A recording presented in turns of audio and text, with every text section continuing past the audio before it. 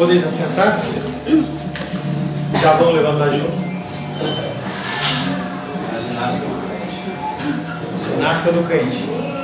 Paz seja convosco. Amém. Louvamos a Deus pelo grande privilégio que Deus nos dá de novamente estarmos juntos, unidos e reunidos aqui na sua casa, louvando e bendizendo o nome do Senhor. Agradecemos a Deus. Entendeu? Agradecemos a Deus porque nós temos saúde, nós podemos estar na casa do Senhor.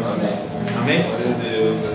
Em nosso último encontro, estivemos meditando sobre o tema fogo consumidor. Como será esse fogo consumidor? Pessoalmente, eu não tenho curiosidade em saber, em especial, porque eu não pretendo vivenciar esse fogo consumidor. Pretendo estar na glória com o Senhor, bem longe daqui. Mas o tema fogo é algo que inspira no ser humano algo quase que místico, mágico, pois esse elemento gera transformação por onde ele passa e aonde ele toca. Transformação, qualquer tipo que seja, quase sempre gera desconforto, da dor, pois mudanças ocorrem a partir do abandono da zona de conforto. Enquanto você estiver na sua zona de conforto, não há mudança, não há transformação. E aí eu coloquei a caixinha ali bem escandalosa mesmo, para lembrar que você esqueceu de trazer o alimento. Mas eu tenho certeza que você hoje à noite não vai esquecer de comer, certo? Mas pessoas precisam do alimento. Não ficar fazendo isso sempre, não é o objetivo, ficar te constrangendo. Mas é dar um cutucão, dar uma empurrada, para que quem sabe você lembre. Então nós temos que sair da nossa zona de conforto para que haja algum tipo de transformação. O verso que ficou da semana passada é 2 Pedro 3,7, que diz: ora, os céus que agora existem e a terra, pela mesma palavra, têm sido reservados para o fogo, aguardando o dia do juízo e da destruição dos homens ímpios. Esse é um fator que deve nos levar a pensar. Essa mudança e transformação do mundo não depende de mim e de você, de maneira nenhuma. Ela não passará pela minha decisão, mas de forma integral ela irá ocorrer através da vontade de Deus. O que Deus planejou vai acontecer. Jó é bem incisivo quando ele fala que nenhum dos planos do Senhor pode ser frustrado. Não pode ser frustrado na minha vida, na sua vida, neste mundo que nós vivemos.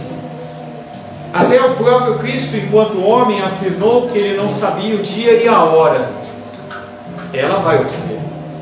A grande pergunta para você é: você vai subir para a glória ou você vai estar aqui na terra observando? São duas possibilidades. A palavra de hoje tem como título aparente demora. As pessoas elas olham para as situações e dizem: está demorando.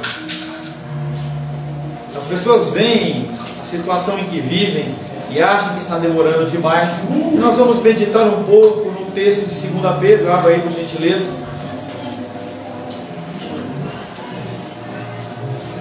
2 Pedro capítulo 3.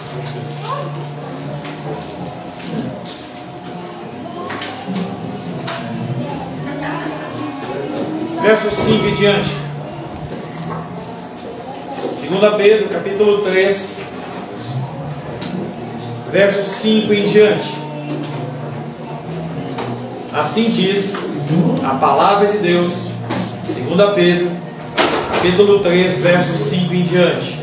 Porque deliberadamente esquecem que de longo tempo houve céus, bem como terra, a qual surgiu da água e através da água pela palavra de Deus, pela qual veio a perecer o mundo daquele tempo, afogado em água.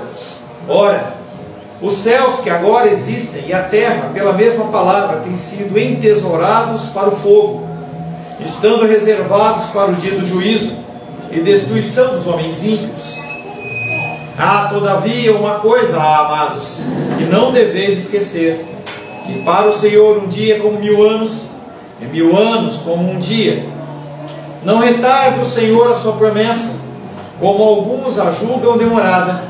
Pelo contrário, Ele é longânimo para convosco, não querendo que nenhum pereça, senão que todos cheguem ao arrependimento. Verso 10: virá entretanto como ladrão o dia do Senhor, no qual os céus passarão com um estrepitoso estrondo, e os elementos se desfarão abrasados. Também a terra e as obras que nela existem serão atingidas. Visto que todas essas coisas hão de ser assim desfeitas, deveis ser tais como os que vivem em santo procedimento e piedade, esperando e apressando a vinda do dia de Deus, por causa do qual os céus incendiados serão desfeitos, e os elementos abrasados se derreterão. Nós, porém, segundo a sua promessa, esperamos novos céus e nova terra, nos quais habita a justiça. Palavra do Senhor, amém? Amém. Ainda de pé. Senhor, em nome de Jesus, louvamos pela leitura da tua santa e bendita palavra. Nos reunimos aqui, Pai, para ouvir a tua voz. Precisamos, Pai, da direção para essa semana, para esse mês, para este ano, para o restante das nossas vidas. E cremos, Pai, que a verdadeira palavra não procede de homem ou denominação, mas procede do teu Espírito Santo.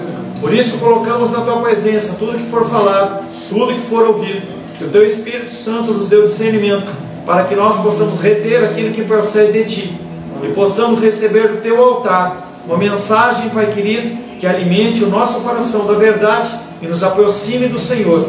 Peço, Pai, sobre a minha vida, a ação do teu Espírito, para que eu venha ser o instrumento da tua vontade. Oro em nome de Jesus. Amém. Deixe-se assentar em nome de Jesus.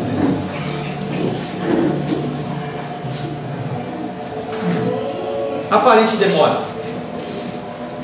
Nós vivemos em tempos em que as coisas têm que acontecer rápido. E se não acontece rápido, nós ficamos incomodados. Nós achamos que tudo gira em torno de nós e não gira. O mundo não gira em torno de você. Mas nós lutamos para que isso aconteça. E nós muitas vezes nos frustramos porque o mundo não responde àquilo que nós esperamos, àquilo que nós queremos. Por isso que a segunda volta de Cristo, como todas as coisas que acontecem na nossa vida, aparentemente estão demorando. O dia do Senhor virá de modo tão irrevogável quanto o dia do dilúvio. Chegou nos tempos de Noé, vai acontecer. Depois do anúncio inicial do julgamento iminente, até a sua execução final, quando fechou a arca, Deus concedeu um período de graça ao ser humano de 120 anos. Os homens iam passar a ter um tempo novo de vida. Iria ser reduzido, para que não houvesse uma continuidade dessa vida miserável e desgraçada eternamente. Então se muda a situação. Assim também o dia do Senhor será no tempo escolhido de Deus. É certo que alguns questionam a vinda desse dia, e nós já meditamos nos versos anteriores desse mesmo capítulo, que os escarnecedores questionam: e aí, se Jesus não vai vir, não vai voltar? Deus deu início ao tempo cronológico quando criou o universo, mas quando o dia do Senhor chegar, esse tempo vai deixar de existir. Não é algo que a nossa mente consegue entender. Relógios serão desnecessários, não haverá mais contagem de tempo. Deus tem uma perspectiva de tempo diferente da nossa, e você tem que entender que apesar de nós termos o nosso coração desejoso que as coisas aconteçam no nosso momento, as coisas acontecem no momento de Deus. E se você não entender isso, você vai ficar se frustrando. O mundo está frustrado, as pessoas estão incomodadas, porque por mais que elas programem, as coisas não acontecem conforme elas querem. Nos dois versículos primeiros que nós vamos meditar, versos 8 e 9, Pedro vai nos ensinar a considerar tanto o tempo quanto a paciência diante do ponto de vista de Deus. Deus, Ele mostra a sua paciência, a sua longanimidade, nos ensinando como agir. Aparente demora. O primeiro versículo de 3 que nós vamos meditar é o verso 8, que diz assim: há contudo uma coisa, amados, que não deveis esquecer, que para o Senhor um dia é como 1000 anos, e 1000 anos como um dia. Quando as pessoas falam na TV sobre um fóssil de 5 milhões de anos, ou um artefato que foi encontrado que é de bilhões de anos, eu não consigo entender. Nem um ser humano consegue entender. Nem os cientistas conseguem entender. O cálculo é feito através de um elemento chamado carbono 14, que ele é muito preciso quando você fala em décadas, talvez em séculos. Mas se você pensar em milênios, começa a tolerância começa a aumentar e começa a ficar um valor cada vez mais vazio. Quando se fala em bilhões de anos, a referência é zero. Então quando você ouvir isso, não vai arranjar briga, não vai arranjar discussão, mas saiba que o que está sendo falado é uma mentira. Não existe coisas de milhões de anos, bilhões de anos. Não há como se provar isso. Isso pode ser uma teoria, mas é apenas uma teoria. Depois de ficarem sabendo, os leitores de Pedro, eu e você, depois de ficarem sabendo qual será o destino dos escarnecedores, os leitores estão ansiosos de saber o que vai acontecer com eles. O que vai acontecer comigo e com você no dia do julgamento. Pedro descreveu esse dia como o dia da destruição dos perversos. Aqueles que não confessam Jesus como seu Senhor e Salvador. Aqueles que externamente não demonstram algo que deveria acontecer internamente, vão passar a eternidade no inferno. E não há nada que nós possamos fazer, a não ser, no dia que se chama hoje, orar, buscar a face do Senhor. Mas o que acontecerá comigo? O que acontecerá com você? Quando será esse dia? Será que eu tenho mais um tempo? Será que eu posso me divertir um pouco mais? Será que eu posso me dedicar às minhas coisas por mais algum tempo? Apesar dos leitores estarem ansiosos, e eu e você também queremos que essa informação venha à tona, Pedro não fala de nada disso, a não ser da questão do tempo. Não fala de data, não fala de hora, mas ele fala de tempo. Em uma única frase ele revela a relatividade do tempo, que está lá em Salmos 94, que diz que um dia para Deus é como 1000 anos. E 1000 anos para ele é como um dia, ou seja, para ele não há noção de tempo. O tempo de Deus é diferente do nosso tempo. Para ele não é nada. Você gemer um dia, ou gemer um mês, ou gemer um ano, para ele é a mesma coisa. Porque o tempo dele é acima do tempo. Ele está sempre olhando por uma coisa muito mais acima do que o seu próximo dia, a sua satisfação de você comprar um sapato, uma camisa ou qualquer que seja. Tem coisas muito mais importantes para Deus do que isso. Então Pedro ensina os leitores que eles devem ter uma coisa em mente: Deus vê o tempo de uma maneira diferente de você. Pastor, eu já estou orando tanto tempo. Quando nós vemos a história de Davi, a gente vê quanto tempo aquele homem esperou para assumir o reinado. Quando a gente vê o tempo de Noé, a gente vê aquele homem por 120 anos fazendo uma construção. 120 anos. O povo de Israel cativo 70 anos do cativeiro babilônico. Para Deus não é nada isso. Quando nós oramos, nós muitas vezes queremos que Deus nos responda e responda rapidamente, mas Ele não se dobra a você. Pedro exorta que quando surgir uma conversa acerca da vinda de Cristo, o que você tem que fazer é olhar para cima, olhar para os céus. Pois ao assim fazer, o que você vai deixar, o que você vai fazer é deixar de ser ridículo como a discussão que os homens querem intentar. Eles querem estabelecer normas e regras, fazem análise de textos, definem, e eles se frustram. As grandes religiões já definiram uma volta ou um fim do tempo. Aqueles que em 1999 atentaram naquela volta lá de 99 para 2000, o mundo vai acabar. As pessoas estavam preocupadas. Olha, o computador vai dar um bug, e aí os computadores, as armas nucleares que são ligadas com os computadores, elas vão deflagrar, os mísseis vão cortar os céus e vai explodir, todo mundo vai morrer. E não aconteceu nada disso. Há aproximadamente 7, 8 anos atrás, tivemos uma crise hídrica. Vai acabar a água, Brasília vai secar. As pessoas começaram a estocar a garrafa de água mineral, porque vai faltar água, mas Deus nunca disse que iria faltar o que é necessário para o ser humano. Ou seja, estamos aqui novamente e não faltou água nenhuma. Mas apesar de nós vermos essa situação toda, nós temos que ficar alertas. Os homens, seres humanos, devem estar alertas, porque o fim, ele pode vir a qualquer momento. No piscar de olhos, a água que a nossa irmã Vânia está tomando pode cair no chão. Veio. Foi. O tempo é dádiva de Deus e Ele nos mandou vigiar. Orar e trabalhar. Vigiar e orar. Orar sem cessar. O Espírito está pronto. O Espírito diz: vem, Senhor. Vem, Senhor Jesus. Mas a nossa carne não está pronta. É por isso que nós temos que orar. Trabalhar, não é trabalhar labor, é trabalhar em prol da missão do reino.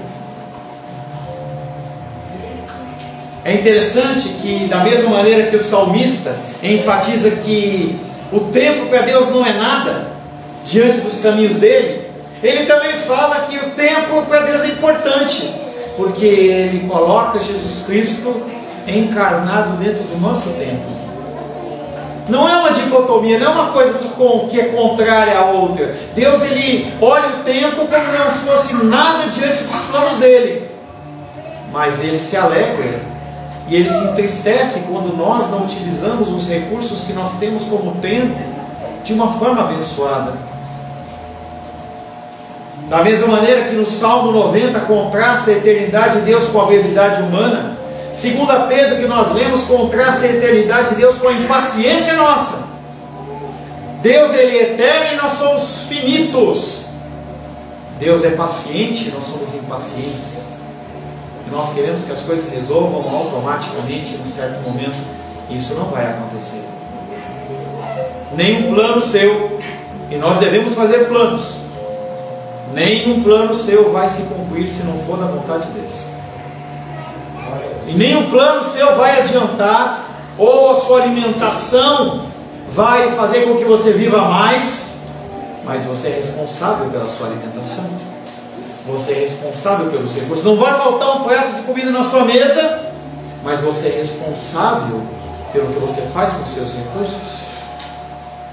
Os recursos que você tem nas suas mãos, eles não são seus. Deus, ele coloca nas suas mãos para você gerenciar. 10% que é o seu dízimo, quem gerencia é a igreja. E 90% quem gerencia é você. Mas não quer dizer que você é dono do dinheiro. Você não pode fazer o que você quer. O dinheiro tem que ser gasto com muita sabedoria, porque você é mordomo das coisas do Senhor. A aparente demora do dia do juízo já era um problema que os profetas tiveram de enfrentar. Abacuque capítulo 2, verso 3. Como eu sou mais rápido que você, eu não vou esperar não. Porque a visão ainda está para se cumprir no tempo determinado, mas se apressa para o fim e não falhará. Se tardar, espera, porque certamente virá e não tardará. As pessoas do tempo de Abacuque já reclamavam da vinda do Messias, e as pessoas nos dias de hoje continuam reclamando. Pedro também ressalta esse fato depois de afirmar que a aparente demora somente parece longa por causa da nossa perspectiva do tempo, e porque fornece mais oportunidade para os homens se arrependerem a serem salvos. Por que demora?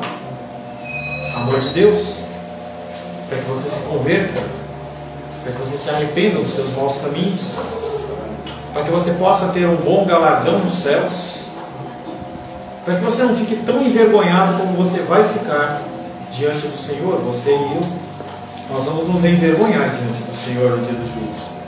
Não tem a ver com julgamento, não tem a ver com nós irmos para o inferno ou não, tem a ver com o desperdício de tempo que eu e você tivemos, desperdício de amor ao próximo, desperdício de recursos financeiros e preocupação com tantas coisas tolas que nós nos preocupamos, enquanto o que é mais importante nós deixamos de lado. A fé orienta o homem para a eternidade, ao passo que os escarnecedores permanecem sendo reféns do tempo. Aqueles que são salvos, eles não são reféns do tempo. Ah, sim, alguns momentos de luta e dificuldade, mas você não é refém disso. Você não pode ser refém disso. 2 Pedro 3,9 diz: não retarda o Senhor a sua promessa, como alguns a julgam atrasada.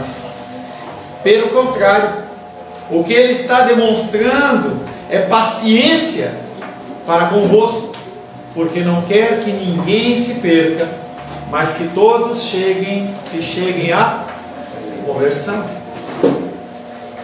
Pelo fato de os cristãos do primeiro século esperarem a volta iminente do Senhor e a aguardarem com paciência, eles precisavam de uma palavra de encorajamento. Por isso que é falado o que? Amados. Amados. Pedro então faz a terceira refutação dos escarnecedores em relação à natureza de um Deus que aparentemente, segundo o entendimento deles, está atrasado. E ele fala: Ele não está atrasado, Ele está sendo paciente, Ele está sendo longânimo.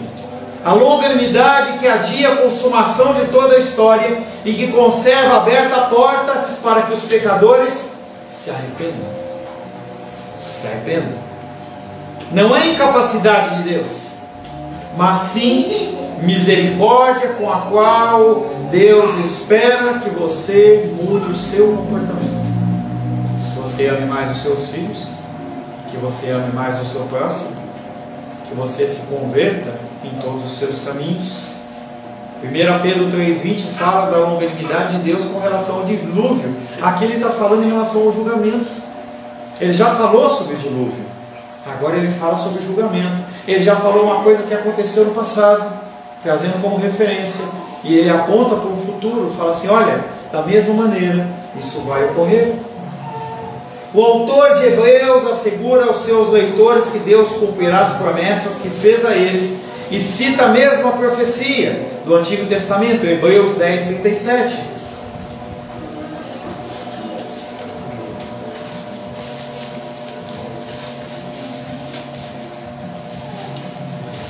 Porque ainda dentro de pouco tempo aquele que vem virá e não tardará. Porque Deus está postergando a volta de Cristo. Essa demora não é indiferença ou desinteresse da parte de Deus. Sua origem está na misericórdia para com os pecadores. Ele dá a eles tempo de se arrependerem de seus pecados. Será que Pedro está falando dos ímpios? Será que ele está esperando que os ímpios se arrependam? Jesus voltará quando o tempo determinado estiver se esgotado. Enquanto o último crente tiver aceito Cristo como Salvador, o tempo acaba. A longanimidade de Deus finda. Não é o pecado humano que está retendo a volta de Cristo, mas é a longanimidade divina que não pode ser compelida, que determina uma aparente demora. Nós não podemos mudar o tempo de Deus. É o Deus soberano que graciosamente concede mais tempo para o arrependimento. E aí, volto à pergunta: esse versículo está falando de salvos ou de não salvos? Esse tempo de arrependimento é para nós da igreja ou para as pessoas do mundo? E ele fala: alguns julgam a vinda de Cristo atrasada. Alguns desse versículo não se referem aos escarnecedores, mas aos cristãos que não conseguem explicar a aparente demora na segunda vinda de Cristo. Você tem se incomodado com essas coisas. Talvez não com a segunda vinda de Cristo, mas com a demora de Deus fazer as coisas que você quer. Você acha que Deus ele é um submisso a você, e Ele demonstra que Ele não é um submisso a você. Quando você começa a duvidar da soberania de Deus, do poder de Deus, da autoridade de Deus, você começa a questionar coisas como essa. Deus não exerce sua paciência com os ímpios, mas comigo e com você. Nós já falamos do sentido da palavra de Deus em relação aos ímpios. Eles vão ser destruídos. Aqueles que não são filhos de Deus, eles vão padecer a eternidade no inferno. Pedro está falando comigo e com você. Não é com o cara da rua, não é com o cara do bar, é comigo e com você. Eles não precisam duvidar, nós não precisamos duvidar, porque Deus está no controle de todas as coisas. Quando Pedro fala para que ninguém pereça, ele não está falando sobre todos serem salvos. Isso chama-se universalismo. Isso é uma mentira. Essa ideia de que o sangue do Cordeiro é sobre todos é uma mentira. Se fosse, todos seriam salvos. Em algum momento haveria uma mágica e as pessoas elas se converteriam, mas infelizmente pessoas estão indo ao inferno muito mais do que crentes para o seio de Abraão. O universalismo é uma doutrina que até Satanás vai se converter. Não vai. O juízo já foi dado. As pessoas já decidiram se elas querem ou se não querem. O coração delas já é voltado para o mundo ou para Deus. Por isso que Pedro está falando aqui: se convertam, mudem o comportamento, mudem o linguajar, mude o jeito de agir, abandona as práticas pecaminosas. Eles desconsideram a paciência de Deus para com eles, usam seu conhecimento de Jesus Cristo contra ele e rejeitam conscientemente a oferta da salvação. Os ímpios são assim, e não há salvação para eles. Portanto, tem responsabilidade plena por sua própria condenação. E eu quero falar com vocês rapidamente uma coisa que a gente poderia demandar um tempo maior, a respeito de uma ponderação que eu ouvi essa semana. Ponderação sobre a soberania divina e responsabilidade humana. Deus, Ele é soberano, mas você é responsável. E muitas pessoas, elas entendem que se Deus Ele é soberano, e eu exortei vocês pela manhã para trazer um saco de alimento, eu coloquei ali de propósito, para mostrar o teu pecado, a face do teu pecado. E não adianta você falar para mim que porque Deus Ele é soberano, e eu esqueci o alimento, é porque Deus quis que eu esquecesse. Isso é mentira. Eu falei em nome de Deus, e você deu de ombros com isso. Ninguém esqueceu de almoçar hoje. Alguém esqueceu de almoçar? Alguém quando esqueceu de sentar na mesa e comer? Ninguém. Mas eu e você, e eu também não coloquei, tá? Eu e você não lembramos daqueles que sofrem e padecem. Não adianta você colocar na conta da soberania de Deus. Sim, nós somos uma igreja que prega a soberania de Deus, mas não se isente achando que você não tem responsabilidade, porque você vai ser cobrado. Não abandone a responsabilidade humana. 2 Pedro 3,10, o nosso último versículo diz: virá entretanto como um ladrão o dia do Senhor, no qual os céus desaparecerão com enorme estrondo, e os elementos devorados pelas chamas se dissolverão, e a terra e as suas obras serão chamadas ao julgamento. Não se preocupe se a tua versão está diferente, porque essa versão é uma versão compilada de 4 Bíblias, e eu fiquei lendo o melhor texto para exemplificar para você o que vai acontecer no dia do Senhor. Pedro, que nunca reluta em lembrar os seus leitores daquilo que já sabiam, e é uma coisa que eu também falo, e eu falo, e não adianta você ficar cansadinho, porque eu falo com um ou outro: pastor, eu já falei para o meu filho, eu já falei para o meu marido, já falei para minha esposa. Continua falando. A mesma paciência que Deus tem com você, tenha com o próximo. E continua falando, e continua falando, e continua falando. Pedro, ele não deixa de falar aos seus leitores aquilo que eles já sabiam. Mais uma vez ele volta para um dito de Jesus que causou uma forte impressão na igreja primitiva. Mateus 24:43 diz: o dia do Senhor virá como um ladrão, que você não espera. A segunda volta de Cristo será tão repentina, tão inesperada, tão desastrosa para os despreparados como um ladrão que arromba uma casa. Estávamos lá em São Paulo, cultuando na nossa igreja, lá em São Paulo. Não lembro se a Luísa já era nascida, creio que não. Chegamos em casa e a porta estava aberta. Olhamos dentro de casa, tinha lá um refrigerante em cima da mesa que a gente não tinha deixado. Liguei para a polícia, saímos de casa, aguardamos a polícia chegar. Aí nós vamos contabilizar o prejuízo. Ele vem no dia que você não está esperando. O dia do Senhor vai ser dessa maneira: repentino, inesperado, desastroso, para os despreparados. Para os despreparados. A segunda vinda de Cristo será tão repentina, e Paulo fala nos mesmos termos acerca do aspecto repentino e decisivo desse advento. 1 Tessalonicenses 5:2. 1 Tessalonicenses capítulo 5, verso 2.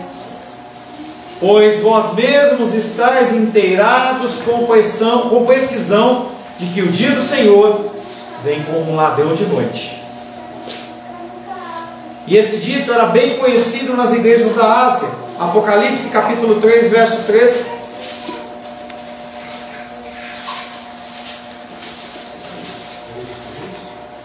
Apocalipse capítulo 3, verso 3. Lembra-te, pois, do que tens recebido e ouvido, guarda-o e arrepende-te, porquanto se não vigiares, virei como ladrão, e não conhecerás de modo algum em que hora virei contra ti. Apocalipse 16, 15.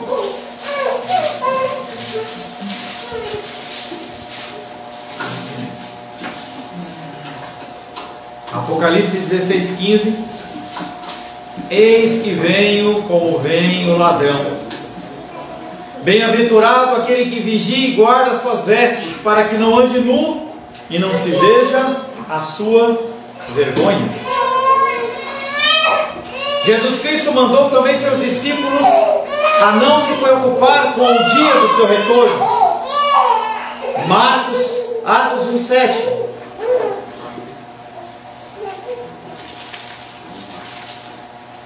Atos capítulo 1, verso 7.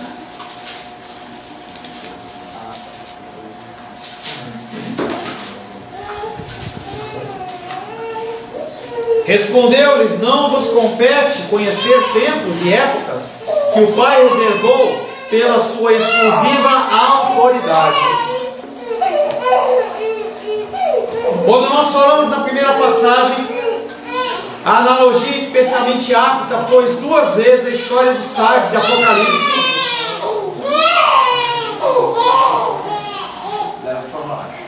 calma, filho, pode deixar. Deixa ela acalmar. A única que tem direito aqui é ela. Na primeira passagem que nós lemos de Apocalipse, a analogia especialmente apta, pois duas vezes na história da igreja de Sardes ela tinha sido vencida pela sua falta de vigilância. Isso é história. O inimigo tinha escalado os muros da cidade e entrado como um ladrão. Aconteceu de verdade.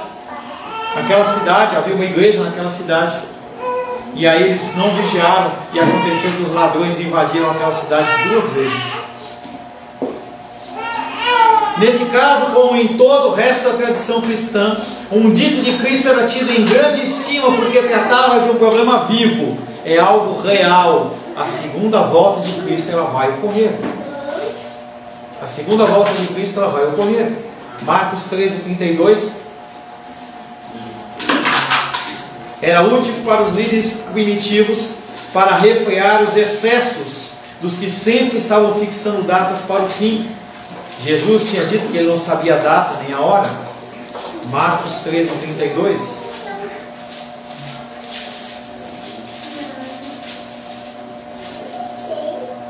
Mas a respeito daquele dia ou hora, ninguém o sabe, nem os anjos do céu, nem o Filho, senão o Pai. Pastor, é importante ou não é importante? Tenho que me atentar a isso ou não? Na verdade, você tem que viver como se esse fosse o último dia da sua vida. Você cumpriu os seus desígnios desse dia, Você foi um cristão. Essa semana eu passei algumas perguntas, alguns responderam, outros não responderam. Se fizeram de miguete, eu não vou responder não, entendeu? Mas eu mandei para todos.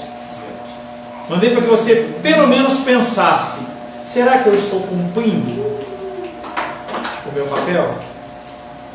Um dos véus, não me lembro, falou assim: pastor, 90% das pessoas vão responder desse jeito que eu respondi. Não. E fica tudo certo. Está tudo bem. É algo que não gera nenhum tipo de mudança no nosso coração. Parece que está tudo certo. Eu não estou lendo, está tudo bem.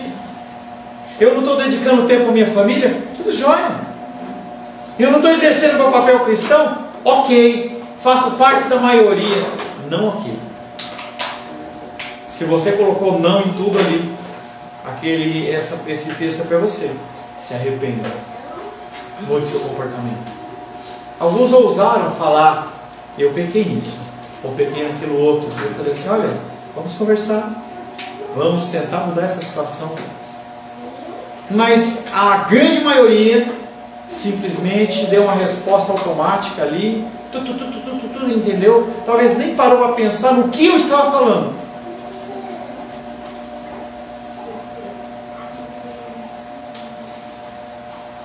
Os versos 8 e 9 são um remédio para a apatia acerca da volta de Cristo. O verso 10 é um remédio para o fanatismo excessivo. Tanto um extremo como o outro são prejudiciais. Você tem que mudar. Devemos deixar nas mãos de Deus a hora exata, mas também devemos vigiar. A despeito da aparente demora, o dia do Senhor se virá mesmo. E Pedro passa a descrevê-lo em uma linguagem colhida do Antigo Testamento, das palavras de Jesus e também da matéria bíblica da época. Lucas 21, 25.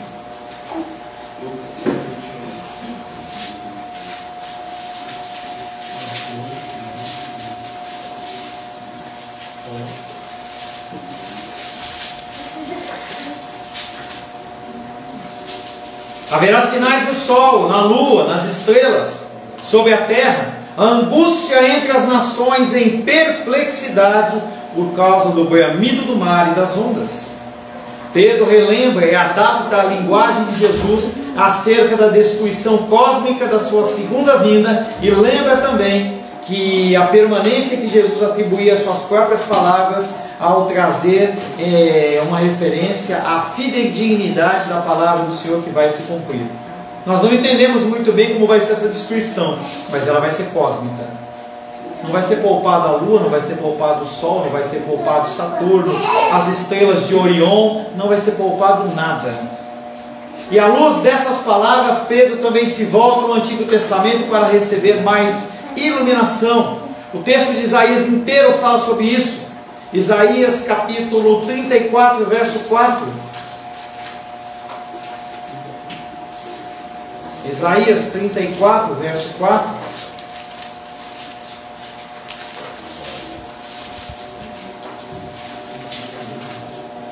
Todo o exército dos céus se dissolverá, e os céus se enrolarão como um pergaminho. Todo o seu exército cairá como cai a folha da vide e a folha da figueira. Você consegue olhar para esse universo inteiro e dizer que esse universo inteiro vai ser destruído no dia do Senhor? Você consegue imaginar? Eu não consigo. A vinda de Jesus para o mundo rachou no meio o conceito unitário que os profetas tinham do dia do juízo.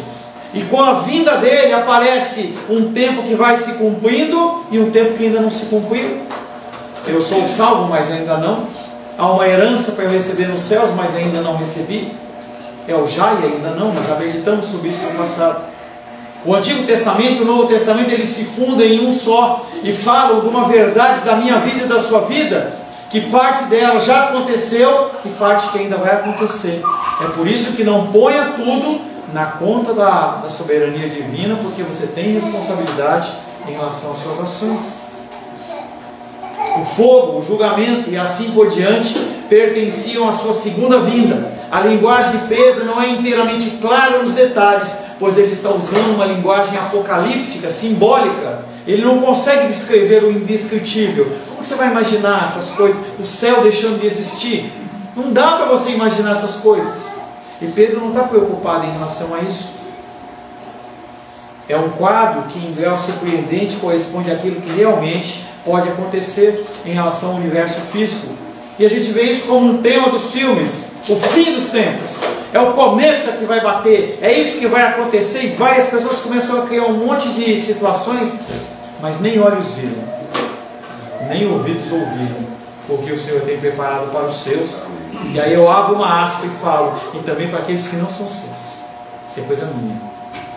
As pessoas, elas não têm noção. Você não tem noção, eu não tenho noção. Se nós tivéssemos noção, nós daríamos uma outra prioridade.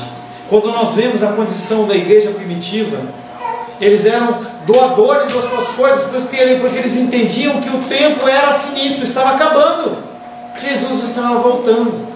E aqueles homens começaram a pensar: o que eu vou pensar no meu dia de hoje, se eu posso pensar na minha eternidade?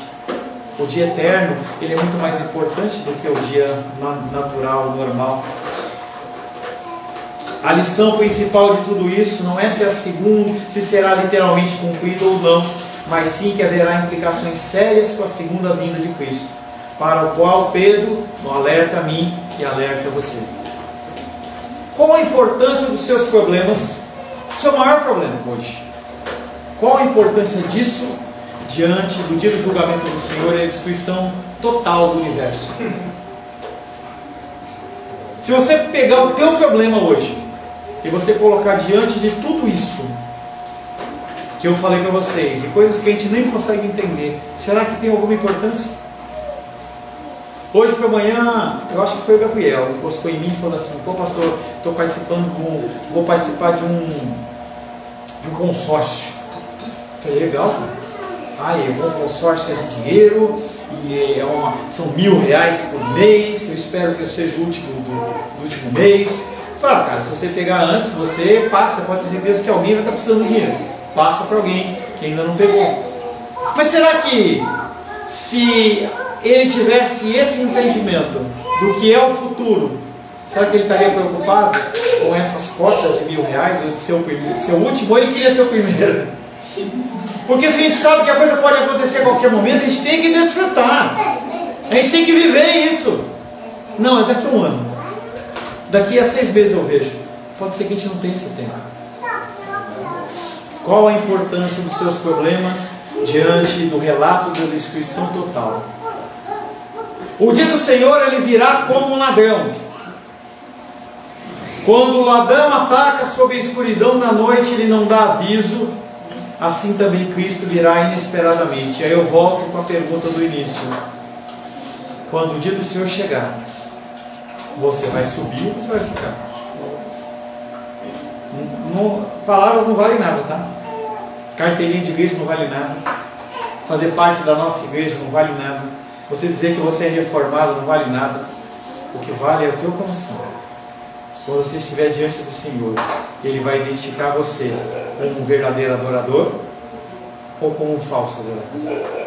Como alguém que tem os seus tesouros aqui na terra, ou que tenha uma pessoa que está pensando na eternidade.